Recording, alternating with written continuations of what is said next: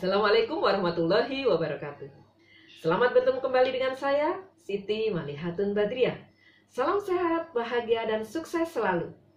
Teman-teman para pemirsa yang berbahagia, selamat bertemu kembali pada mata kuliah Hukum Waris.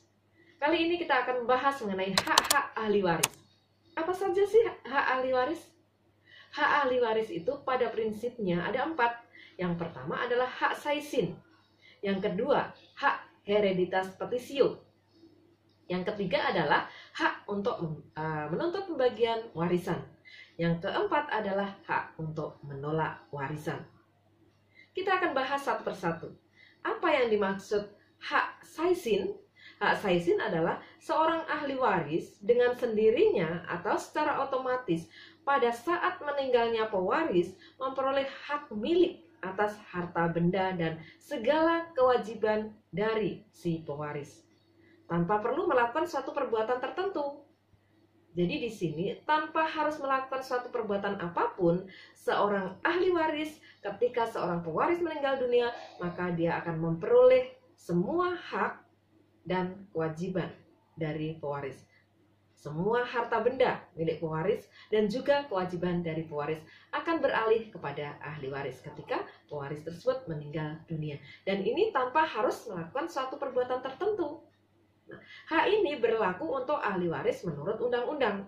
Pasal 833 ayat 1 Kitab Undang-Undang Hukum Perdata.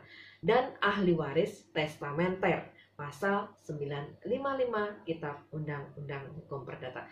Jadi, baik ahli waris menurut undang-undang maupun ahli waris testamenter dan di sini tetap memperoleh hak namanya hak saisin. Jadi secara otomatis akan memperoleh semua hak, semua harta benda milik pewaris dan juga semua kewajiban dari si pewaris ketika pewaris meninggal dunia. Nah, hak saisin inilah yang membedakan negara dengan ahli waris yang lain. Nah, oleh karena itu untuk menduduki hak milik atas harta warisan, negara harus meminta keputusan kepada hakim terlebih dahulu. Jadi harus ada keputusan hakim kalau untuk negara, tetapi untuk ahli waris yang lain tidak. Jadi dengan meninggalnya pewaris, maka di sini ahli waris akan memperoleh hak namanya hak saisin. Jadi secara otomatis langsung menerima hak dan kewajiban dari si pewaris. Kemudian hak hereditas petitio. Dengan hak ini, seorang ahli waris berhak untuk mengajukan tuntutan untuk mengembalikan barang-barang warisan yang berada di pihak lain atau dikuasai oleh pihak lain, baik sesama ahli waris maupun pihak ketiga. Nah, ini kita bisa melihat dalam pasal 834 Kitab Undang-Undang Hukum Perdata. Jadi, hak hereditas petitio ini bahwa kalau misalnya harta warisan itu dikuasai oleh orang lain, maka di sini ahli waris bisa untuk menuntut kembalinya benda tersebut dari pihak yang menguasai benda tadi.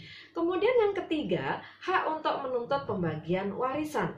Nah, hak ini merupakan hak yang terpenting yang merupakan ciri khas dari hukum perdata.